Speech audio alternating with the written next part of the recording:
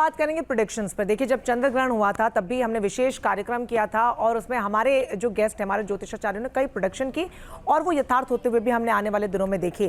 सबसे पहले अरविंद जी, मैं आपका रुख करना चाहूंगी, क्या सूर्य ग्रहण को लेकर भी आपकी कोई प्रेडिक्शन है?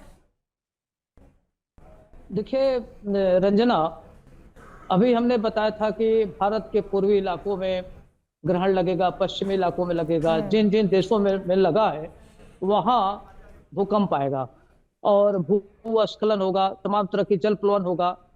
इस तरह की बहुत सारी जो प्राकृतिक दुर्घटनाएं हैं उसका प्रबल योग बन रहा है। तो यह जो सूर्य ग्रहण लग रहा है, यह सूर्य ग्रहण जिन देशों में लग रहा है उनके लिए खास तौर से ठीक नहीं है।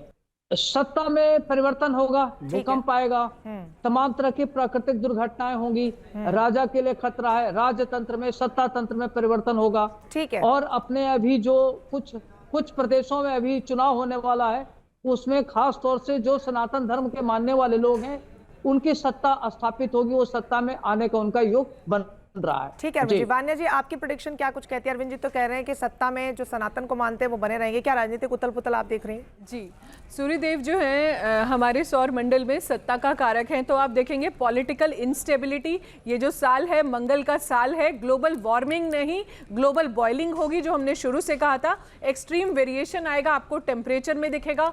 फॉरेस्ट फायर्स जो हैं अभी भी कंटिन्यू रहेंगी, अग्निकांड आपको अभी भी देखने को मिलेंगे। कई जगह आपको ज्वालामुखी, वॉल्केनिक इरप्शंस या फिर अर्थक्वेक जैसे इवेंट्स जो हैं अभी भी आपको देखने को मिलेंगे। रशिया यूक्रेन में जो है वॉर की स्थिति, इजराइल में वॉर की स्थितियां अभी भी बनती रहेंगी। ट्रंप की राजनीति में, यूएस की राजनीति में नेक्स्ट 45 डेज में आप देखेंगे बहुत ज्यादा उथल पुथल आने वाली है। गिरीश जी, क्विकली आपका प्रेडिक्शन सूर्य ग्रहण को लेकर क्या कहता है? देखिए, जैसा कि अभी बताया कि सूर्य सत्ता का कारक है, नेतृत्व शक्ति का कारक है, और जो राष्ट्राध्यक्ष हैं जैसे कि हमारे देश में प्रधानमंत्री हैं, राष्ट्रपति हैं, उनका कारक है। तो निश्चित रूप से भारत की राजनीति में भी आपको विशेष रूप से आमूलचूल परिवर्तन देखने को मिलेगा। बिहार का चुनाव का रिजल्ट आपको चौंका देगा, वहीं पे बंगाल के चुनाव का रिजल्ट भी आपको एक नई तस्वीर देने वाला है। राजकुमार जी, आपकी भविष्यवाणी क्या कहती है?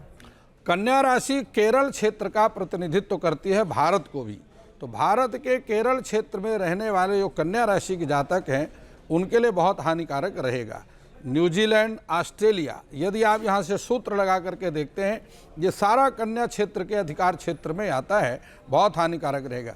जहाँ मैं पाकिस्तान की बात करता हूँ, पाकिस्तान के जो सेनापति हैं उनके स्वास्थ्य के लिए, उनके मान सम्मान के लिए बहुत हानिकारक समय चल रहा है और उनको बहुत सावधान रहने के, अपने स्वास्थ्य के लिए, अपने करियर को लेकर के देश छोड़ने की स्थिति भी बन सकती है, अथवा उनके स्वास्थ्य में किसी प्रकार से शारीरिक या मानसिक रूप से ऐसा जो है रोग उत्पन्न हो सकता है।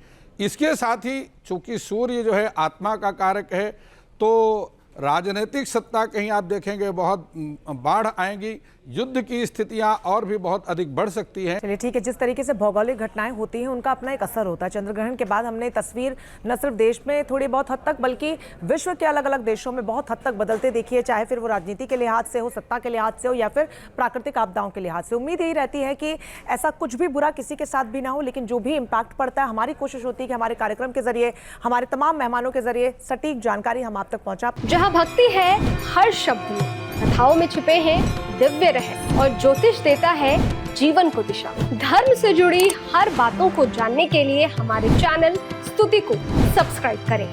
चैनल पर जाने के लिए इस लिंक पर क्लिक करें।